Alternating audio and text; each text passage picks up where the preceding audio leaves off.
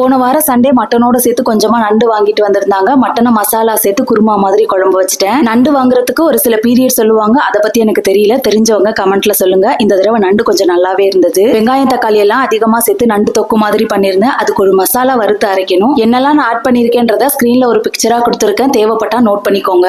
லைட்டா வாசனை வர்ற வரைக்கும் வறுத்து எடுத்துட்டு மிக்சியில ஃபைன் பேஸ்டா அரைச்சு எடுத்துக்கோங்க. இப்போ ஒரு கடாயில தாராளமா நல்லெண்ணெய் விட்டு கருவேப்பிலை, தட்டி வச்சிருக்க பூண்டு, பொடியா கட் பண்ண வெங்காயம், உப்பு சேர்த்து நல்லா வதக்கிக்கோங்க.